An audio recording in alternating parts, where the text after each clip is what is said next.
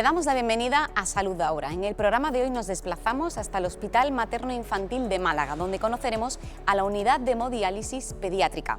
En el apartado de Píldora Saludable tendremos unos consejos por parte del Distrito Sanitario Málaga Valle del Guadalhorce para tener una buena salud sexual. Y en el apartado de Innovación y Salud conoceremos un estudio que relaciona la fragilidad con la recuperación en pacientes que han padecido un infarto de miocardio. El personaje de la semana, el director del Plan Andaluz de Vacunación, el doctor David Moreno. David Moreno, director del Plan Estratégico de Vacunaciones de Andalucía, bienvenido a Salud Ahora. Muchas gracias. Muchísimas gracias por acompañarnos en este programa en el que, siempre lo decimos, hablamos de prevención porque es la mejor de las herramientas para evitar enfermedades y, bueno, evidentemente cuando hablamos de prevención tenemos que hablar de vacunación porque probablemente sea la forma en la que, bueno, el medicamento, aunque no son medicamentos, pero evidentemente que más vidas salvan, ¿verdad, doctor? Totalmente. Las vacunas están catalogadas como la mejor invención de la historia de la medicina porque los millones de vidas que ha salvado a nivel mundial, incluido evidentemente aquí en España, pues son incalculables, ¿no? La verdad que ha sido un antes y un después. Dicen que el agua potable, la invención de la nevera y las vacunas son las cosas que más vidas han salvado la historia de la humanidad. Una revolución científica, desde luego, que, bueno, que aún así hoy en día se sigue innovando y se siguen bueno, pues creando nuevas indicaciones o incluso nuevas vacunas como vimos en su día con el COVID. O sea que es algo que seguirá evidentemente avanzando con la sociedad y con la ciencia. Totalmente, cada vez mejores vacunas, cada vez más vacunas, el calendario de vacunas cada vez va extendiéndose hacia abajo porque entran muchas vacunas para adultos ahora también y ya empiezan a aparecer las posibles vacunas dentro de 4 o 5 años que pueden llegar para Parkinson, cáncer, en fin, va a haber una revolución además muy importante en los próximos años con las vacunas. Pues doctor, ya que está al frente de uno de los planes más importantes e interesantes a nivel de salud en Andalucía, como es el de la vacunación, no sé si nos puede adelantar o contar algo en qué están trabajando, en qué estrategia se trabaja en la actualidad en Andalucía. Estamos recién terminada la campaña de vacunación de gripe, recopilando todos los datos, analizando cómo nos ha ido, la famosa campaña de la bronquiolitis, que ya llevamos 2 años y la verdad ahora que... hablaremos de ella porque... Totalmente, porque es un éxito total. Y ahora, justo cuando empezamos a hacer otras cosas, como es la divulgación del nuevo calendario del año 2025, pues las infecciones no paran y en esta ocasión pues le toca el sarampión y está habiendo casos de sarampión aquí en Andalucía, concretamente aquí en Málaga, la Costa del Sol, ha habido varios brotes y estamos planificando una estrategia que va encaminada a vacunar a personas que no se hayan vacunado nunca, sobre todo adultos también, pero también que los niños, asegurar que se vacunen lo antes posible. Recordamos que esta vacuna es la triple vírica, ¿verdad, doctor? ¿En cada cuánto tiempo se pone o cuántas dosis de recuerdo llega a tener? Es una vacuna que se pone a los 12 meses y a los 3 años y es cierto que la mayoría de los niños se la ponen. Nosotros tenemos en Andalucía una cobertura vacunal de más del 98%. Pueden sacar pecho porque es uno de los calendarios vacunales más importantes, con más vacunas y con mejores tasas de éxito. Efectivamente, pero también hay que ser muy justo en el sentido de que hay que vacunarse a los 12 meses y a los 3 años. Y siempre hay algunos padres pues, que los tiempos están marcados por algo, ¿no? Exactamente, están marcados por algo porque ahí es donde hay más posibilidades de coger un sarampión y tener una complicación grave, ¿no? Entonces es cierto que algunos padres por motivos diferentes, incluso ya no son padres antivacunas, sino que simplemente pues el trabajo, el día a día, la vida moderna de hoy en día hace que muchas veces nos despistemos con muchas cosas y hay algunas de las que no nos podemos despistar y una de ellas es esa, ¿no? Estamos incluso llamando a padres con niños que ya con sus 13, 14 meses no se han vacunado para que se vacunen de esa vacuna de los 12 meses. Niños que a los 3 años tendrían que haber estado ya vacunados de su segunda dosis también los estamos llamando y en algunos sitios vamos a empezar incluso a adelantar esa dosis porque en caso de brote hay que intentar que todos los niños de esa zona, de esa área, estén bien vacunados contra el sarampión. Más allá de los bulos, que creo que es importante que también lo mencionemos ahora, parece que, bueno, como había determinadas enfermedades o virus que parecía que ya no circulaban, no estaban en el ambiente, el sarampión es verdad que era algo que se escuchaba hace años, sin embargo vuelve a estar presente bueno, en la realidad de los centros de salud, de los hospitales, también lo leemos y lo vemos en las noticias, ¿no? Para que la gente se haga una idea, hasta el punto y lo importante que es la vacunación, ¿qué diferencia hay entre una persona que se infecta con el virus de la sarampión y está vacunada y una persona que se infecta y no se ha vacunado? No ha pasado, de hecho, y tenemos las pruebas en las que algunos adultos que están vacunados de niños han estado en contacto con sus propios niños, ¿no? Claro. Que han tenido sarampión porque lo han cogido de la guardería, y esos adultos o no han pasado el sarampión o han pasado un sarampión tan leve que incluso cuesta diagnosticarlo, ¿no? Hay que hacer pruebas para llegar al diagnóstico porque no hay manera de diagnosticarlo clínicamente. En cambio, adultos no vacunados, es lo que hemos visto también, sobre todo en personas que vienen de fuera. En Fuengirola, de hecho, la mayoría de los casos han sido personas de otros países, no vacunados de niños, y esos adultos sí han pasado un sarampión, y algunos de ellos de forma muy importante.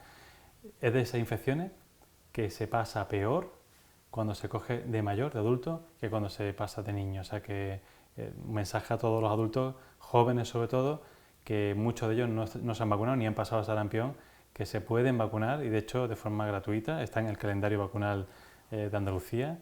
Todos los menores de 65 años pueden vacunarse de triple vírica, de sarampión, si creen que no están vacunados.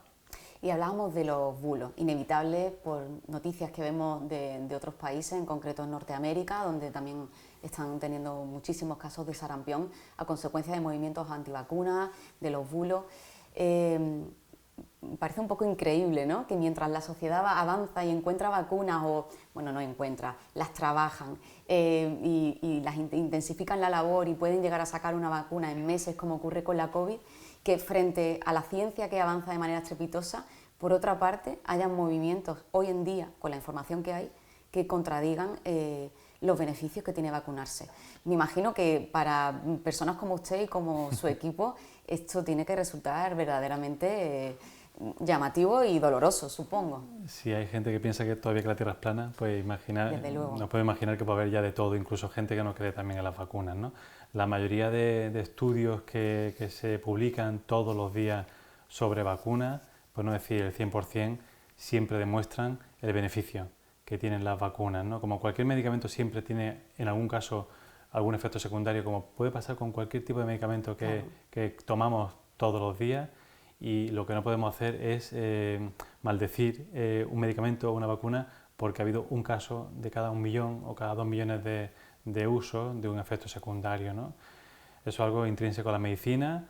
La gente que tiene capacidad de razonar y de comprender esto, al final vacuna a sus niños, se vacunan ellos y saben que se enfrentan a un medicamento que puede producir un efecto secundario, ¿no? Pero el beneficio siempre supera a los riesgos, ¿no? Si no, una vacuna nunca va a llegar a la fase de administración a toda una población, ¿no? Los ensayos clínicos que se hacen en vacunas, y lo digo por experiencia, son los ensayos clínicos más exhaustivos que hay, siempre buscando que no haya ningún tipo de problema en las fases precoces de los ensayos clínicos. De hecho, algunas vacunas no llegan, y es porque no han pasado los filtros de seguridad necesarios. O sea, todo lo que llega al final y todo lo que se usa en un calendario y de forma masiva ha pasado unas pruebas que prácticamente ningún medicamento de hoy en día tiene que pasar. Bueno, una de las novedades introducidas en 2024 fue la vacunación a adolescentes varones del virus del papiloma humano, del VPH. Y otra también fue, que ya la he mencionado antes, la vacunación de los lactantes, de los recién nacidos, frente a la bronquiolitis. Bueno, aunque eso no es exactamente una vacunación, pero bueno, nos entendemos, ¿no?, que al final es un inyectable. Un anticuerpo. Exactamente, un anticuerpo. Doctor, ¿en qué medida, bueno, evidentemente, en el caso de los adolescentes, el efecto se verá a largo plazo, los efectos beneficiosos de esta vacuna? Sin embargo, los datos que manejan del último invierno y primavera que ya termina, o que ya, vamos, está para terminar, han tenido unos datos magníficos en toda Andalucía, en concreto en Málaga me consta que ha sido así, en referencia al descenso de ingresos en menores de 2 años, ¿no? La verdad que, como dice, ha sido espectacular porque además lo hemos visto en directo, ¿no? Recién nacidos de todo ese verano y invierno que hemos pasado último poniéndose ese medicamento en primeros días de vida, ha conseguido que esos niños no padezcan bronquiolitis prácticamente ninguno, ¿no? Para hacernos una idea, nosotros en el materno infantil de Málaga teníamos aproximadamente siempre unos 200, 300 niños ingresados por bronquiolitis en un tiempo muy corto, además, 2 meses. Y eso hacía que se colapsara nuestro hospital y todos los hospitales pediátricos del mundo. Y siempre. Muchos llegaban a la UCI, doctor. Muchos se van a la UCI. Que no estamos hablando de un tema menor. Totalmente. Es una enfermedad que causa mucho ingreso y sabemos que todos los años nos iba a pasar siempre lo mismo en diciembre y en enero. Y además no teníamos nada para poder prevenirlo, ¿no? En este caso estamos ingresando en torno a 15, 20. Hemos pasado de 250, 300 a solo 15 o 20 y ya llevamos 2 inviernos seguidos. Las pruebas son totalmente inequívocas. Lo que estamos viendo, evidentemente, estamos viéndolo también en otros hospitales de España y del mundo. Y esto la verdad que ha sido un éxito total de la medicina, ¿no? Como decíamos, los ensayos clínicos nos lo avisaron antes de que llegara.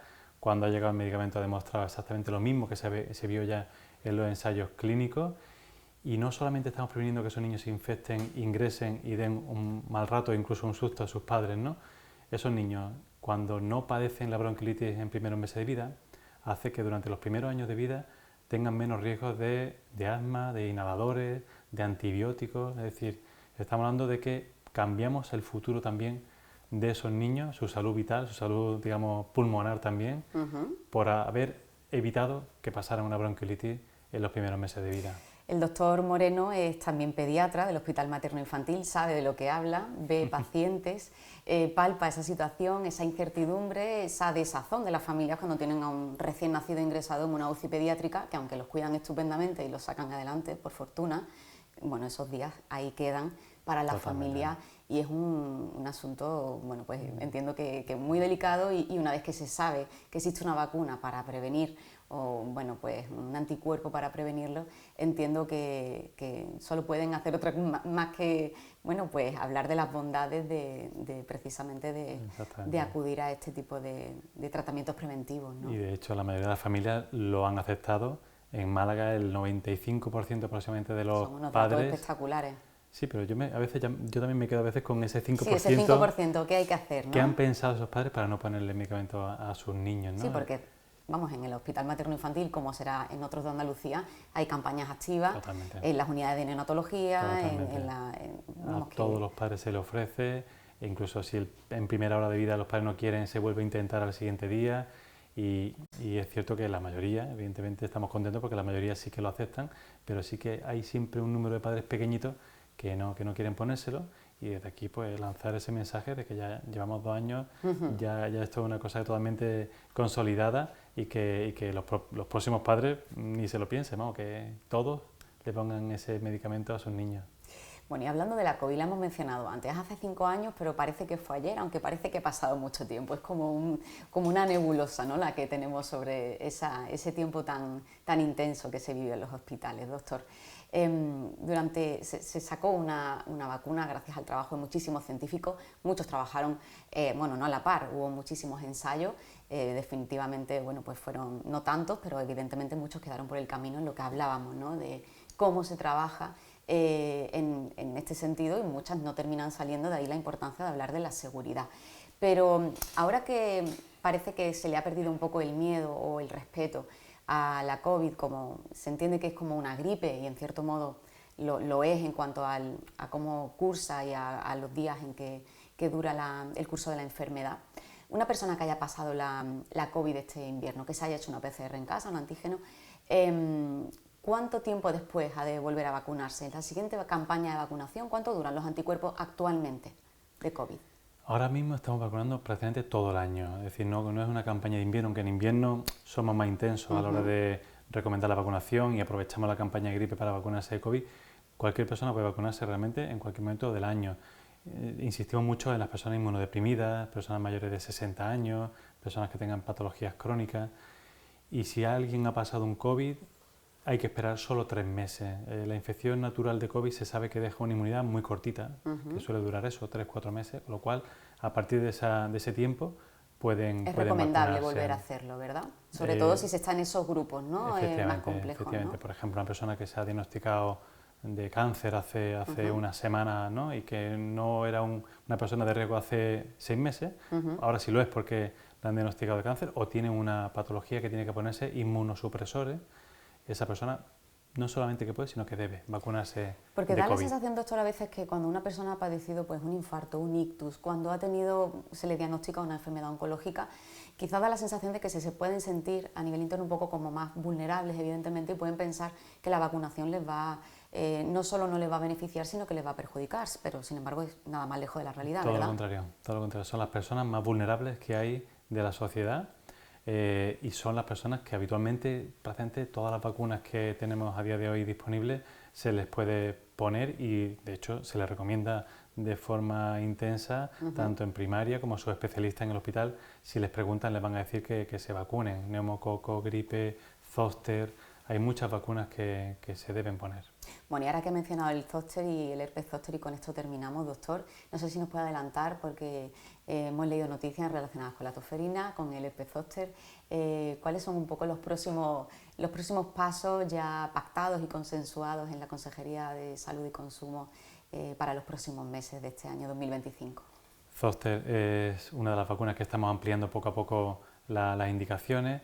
Todas las personas adultas de más de 18 años que tengan una inmunosupresión, algún tipo de inmunosupresor, VIH, pacientes con cáncer, leucemia, todas esas personas pueden y deben vacunarse de zóster porque son las que más riesgo tienen de padecerlo. Hemos empezado a vacunar a las personas de 65, este año ya también 65 y 66 y poco a poco en los próximos años iremos aumentando cada vez más el número de personas que se puedan vacunar de zóster. Hace muy poquito ha salido la noticia de que zóster puede prevenir hasta en un 20% de casos la demencia, o sea que a veces nos encontramos con beneficios que la ciencia, ¿no? que la ciencia ahora está empezando a ver por qué, ¿no? Y seguramente lo encontraremos, ¿no?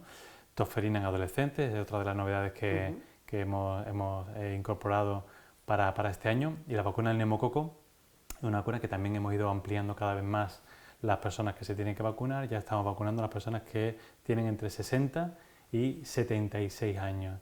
Y luego la cuarta noticia, muy interesante para padres que están ahora, por ejemplo, con un embarazo en marcha, es que al final de año empezaremos a vacunar de rotavirus de forma gratuita a todos los lactantes que empiecen a nacer a final de año. La fecha está pendiente de oficializarse, pero eso sin duda va a ser una gran alegría para muchos padres que hasta ahora pues tenían que pagarse ese tipo de vacunas.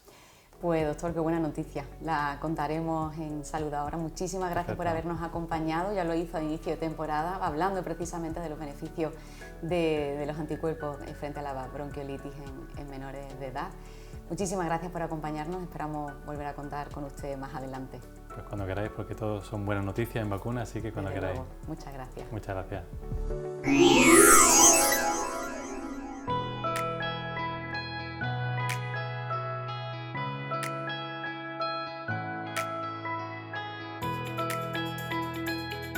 La enfermedad renal crónica consiste en el deterioro de la función renal de forma progresiva e irreversible.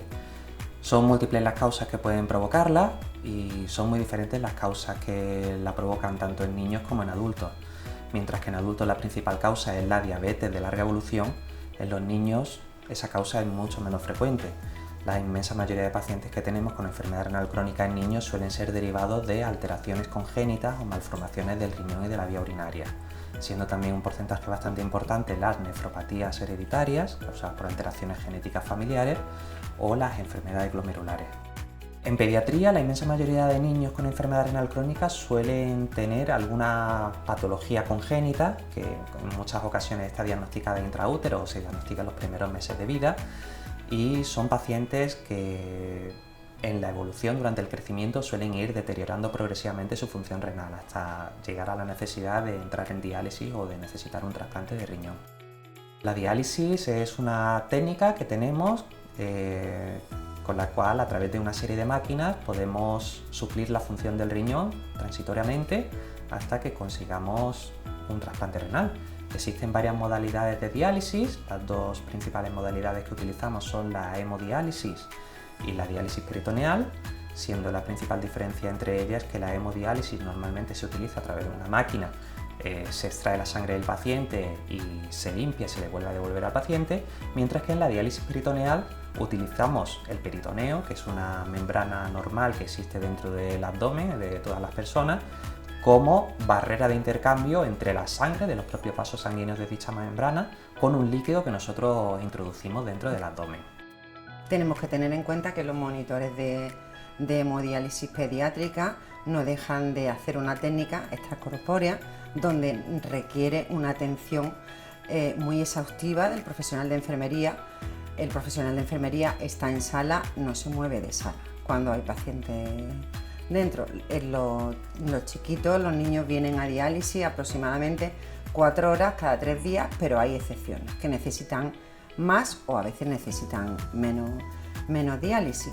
Durante su estancia en nuestra unidad, dentro de nuestro proyecto de humanización que hemos llevado a cabo, pues hemos creado una rutina porque entendemos que la rutina genera seguridad en los niños. Esa rutina disminuye la ansiedad y en consecuencia disminuye el miedo y aporta beneficio al estado emocional y al bienestar del paciente, que tan importante es. Los cuidados de enfermería en una unidad de hemodiálisis pediátrica deben ser unos cuidados integrales. Pues hay que tener muy claro que no solamente hay que cuidar a un riñón, sino que estamos tratando y cuidamos a personas que necesitan unos cuidados en todas sus áreas. Debe ser un profesional especializado en nefrología, que tenga capacidades y conocimientos para realizar las técnicas que se realizan en la unidad. No solamente se realiza diálisis, hay más técnicas que se realizan en este hospital, como son leucocitoaféresis, plasmaféresis o filtración. Afortunadamente, la mayoría de los niños que tenemos que entran en diálisis entran a unas edades más avanzadas, en torno a entre los 8 y los 14 años. Y son muy poquitos, afortunadamente, los que tenemos que meter en diálisis por debajo de esas edades. Nosotros en nuestra unidad, la mayoría de niños que hemos tenido ha sido en esas edades, aunque también hemos tenido otros mucho más pequeños. Por supuesto, claro, la hemodiálisis y la diálisis peritoneal, ambas son simplemente terapias puentes hacia el trasplante renal. Y afortunadamente hemos tenido la suerte de que la mayoría de los pacientes que hemos tenido con nosotros en diálisis pues han pasado por esta etapa de su vida, pero han conseguido salir adelante, han recibido un trasplante y hoy en día pues llevan una vida prácticamente normal dentro de la normalidad que supone llevar un trasplante renal. La atención a nuestros niños no solamente se hace de forma integral, sino que es muy importante que sea multidisciplinar. Intervienen profesionales como enfermería, facultativo, trabajo social, gestores de casos, psicólogos, maestras del aula escolar e incluso asociaciones, voluntariado, que hacen muchísimo más amena la estancia de estos pacientes. Tenemos una rutina totalmente establecida. El niño sabe que viene en cada momento. Cuando llegan se pesan, vemos cómo han tenido los días que no han venido a diálisis, cómo han estado. Posteriormente pasamos a la conexión, desayunan, después tienen su espacio escolar. Tras el espacio escolar viene voluntariado, hacen sus juegos y de ese modo la diálisis. A veces se crea magia, o a veces, yo diría casi siempre, cuando se entra a esta unidad, se crea magia y no parece que está en un hospital. Cuando pasa un paciente por aquí que hemos tenido dializándolo cierto tiempo y ya viene trasplantado con su vida muchísimo más normalizada, la sensación es, creo que es hasta indescriptible, mía, y hablo en nombre de todo el equipo, y es lo que te dice y lo que te hace pensar: lo que yo hago a diario sirve para algo.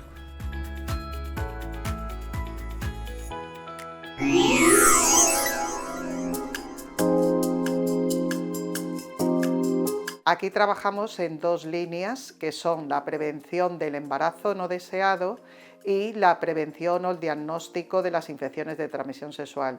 Durante muchos años hemos estado mucho más vinculados todos a la prevención del embarazo, a la mejora en el uso de los métodos anticonceptivos, porque en España tradicionalmente hemos usado mal las nuevas ofertas de métodos anticonceptivos, que son mucho más eficaces y también mucho más seguros para la salud, y sin embargo aquí en España hemos heredado una tradición del uso del preservativo, que es un buen método para evitar las infecciones, pero no así para evitar los embarazos.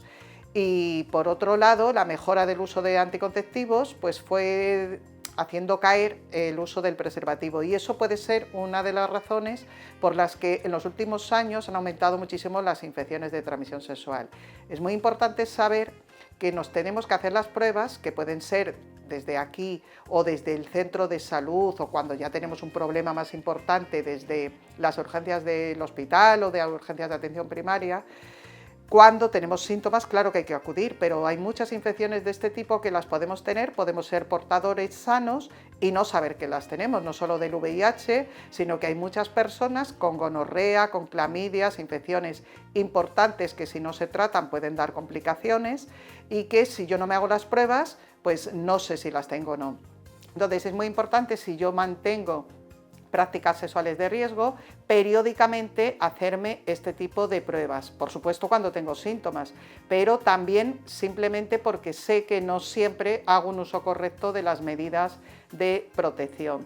Dentro de estas medidas de protección pues hay otras herramientas como el tratamiento post-exposición, que viene a ser un poco como la anticoncepción de urgencia, la píldora del día después para evitar el embarazo, pero también tenemos unas medidas preventivas desde hace unos años para evitar, pero en ese caso solo para evitar y prevenir la infección del VIH, una infección mucho más severa, mucho más grave e importante, y por eso todo lo que venga para protegerlo, porque no siempre hay personas que se protejan adecuadamente, pues la ciencia nos da herramientas para poderlas evitar. Y con respecto a la anticoncepción, saber que hay métodos anticonceptivos muy eficaces, que no dañan la salud, que tienen muchas más ventajas que inconvenientes, pero que siempre tiene que hacer una consulta a profesionales sanitarios. Por eso, si quieres evitar un embarazo, consulta en tu centro de salud, desde el médico, desde la matrona, enfermería, que te pueden asesorar e informar de todas las opciones y valorar si cumples criterios, y te explican sobre todo cómo usarlos correctamente, porque por desgracia últimamente en las redes circulan muchas informaciones de hormonofobia que no están basadas en ningún conocimiento científico, que dan ideas erróneas y que muchas veces, pues ahí sobre todo las chicas y chicos jóvenes se dejan llevar por esas informaciones sin contrastarlas y sin ir a la fuente, que la fuente es tu centro de salud, tu centro de atención primaria, que lo tienes cerca, o unidades como la nuestra de la Unidad de Salud Sexual y Reproductiva de La Roca.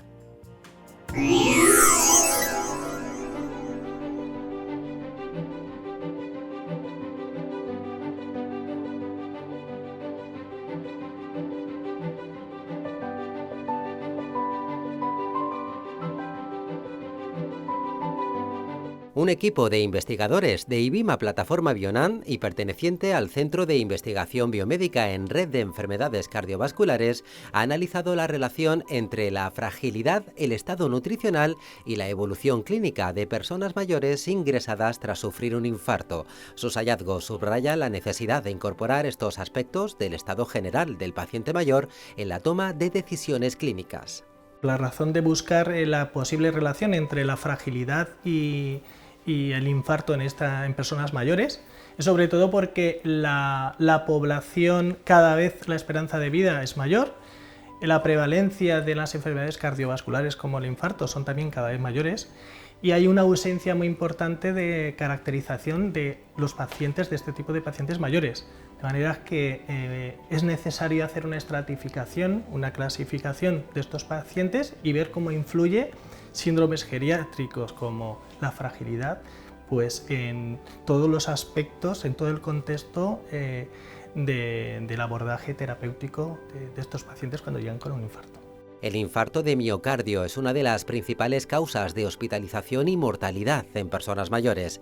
A pesar de compartir diagnóstico, no todos los pacientes mayores evolucionan del mismo modo y su respuesta al tratamiento y recuperación puede variar en función de su estado de salud previo. Por ello, conocer y valorar de forma integral aspectos como la fragilidad o el estado nutricional resulta clave para una atención más efectiva y adaptada a cada persona. La fragilidad es un síndrome clínico que forma parte de los síndromes geriátricos, que son propios de personas de edad más avanzada, que repercute pues, en la capacidad fisiológica y cognitiva de respuesta ante cualquier tipo de problema, de estresor, entre esos pues, las enfermedades. Concretamente la fragilidad hace referencia pues, a un estado más físico de fatiga, de menor marcha, de menor tono muscular, incluso de pérdida de peso no siendo consciente, y pensamos que este tipo de síndrome, que es propio en personas de edad avanzada, podría tener un efecto pues, importante cuando se trata de pacientes mayores con infarto a lo largo de su evolución, de su pronóstico, una vez que son abordados. La fragilidad es un síndrome caracterizado por la disminución de la fuerza, resistencia y función fisiológica, lo que hace a los pacientes más vulnerables ante situaciones de estrés como una hospitalización o una intervención médica. No se trata solo de aspectos físicos, también son importantes factores psicosociales como el aislamiento, el estado de ánimo, la falta de apoyo social o la dependencia. Es importante la edad, primero porque existe un desconocimiento de este tipo de población en su respuesta. Normalmente todos los estudios y los ensayos clínicos se hacen con población. Cuando es mayor, población que es relativamente sana, no existen más complicaciones. Y esa no es la realidad es que una persona mayor suele venir con mucha complejidad desde el punto de vista cognitivo, de enfermedad, incluso cualquier tipo de diabetes, de enfermedad metabólica, que todo esto es un suma y nos va a influir muchísimo en cómo va a evolucionar el paciente cuando se le hace el abordaje. Por eso, pues quisimos ver hasta qué punto, independientemente de la edad cronológica, una edad fisiológica puede ser el factor decisivo a la hora de tomar decisiones por parte del sanitario, en este caso del cardiólogo. El equipo de investigación analizó datos de pacientes mayores ingresados por infarto, evaluando su fragilidad y estado nutricional al ingreso y relacionándolos con su evolución hospitalaria.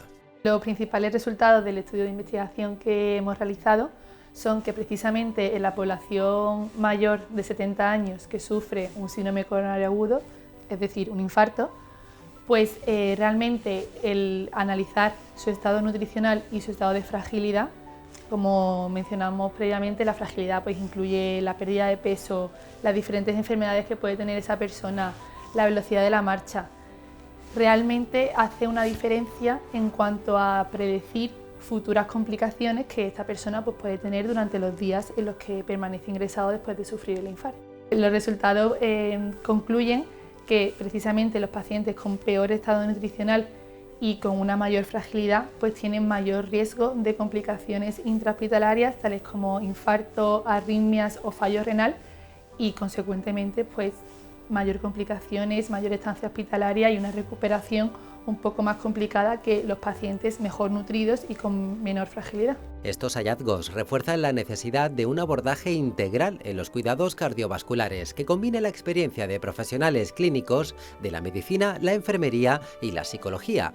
Este enfoque multidisciplinar permite valorar no solo las condiciones clínicas, sino también el entorno emocional y social de cada paciente, con el objetivo de ofrecer una atención verdaderamente personalizada y humanizada. Al final la clave para poder llevar los resultados del estudio a la práctica clínica es realmente pues, ser capaces de mirar al paciente de manera integral y de manera conjunta y encargarnos no solo de los aspectos puramente cardiológicos, sino poder mejorar su nutrición, mejorar su fragilidad, mejorar la manera en la que esa persona se mueve, mejorar su fuerza. Y así, para eso es necesario pues, contar con diferentes especialistas, médicos rehabilitadores, nutricionistas, y en conjunto pues ser capaces realmente de hacer que esa persona tenga una mejor condición y sepa capaz de abordar las posibles complicaciones de la mejor manera posible. Es cierto que en la práctica clínica, pues debido a que los recursos no son infinitos, puede ser más complicado y eso es precisamente lo que pretende el estudio, estratificar a los pacientes, identificar al grupo de pacientes que tienen mayor probabilidad de tener una serie de eventos adversos y dirigir los recursos de nutrición, rehabilitación y movilidad a estos pacientes que tienen mayor riesgo de un desenlace peor. A día de hoy siguen existiendo una limitada representación de personas mayores en los ensayos clínicos, lo que dificulta la elaboración de recomendaciones específicas para este grupo de población, por lo que este equipo trabaja para comprender mejor las necesidades clínicas de este sector de la población con enfermedades cardiovasculares.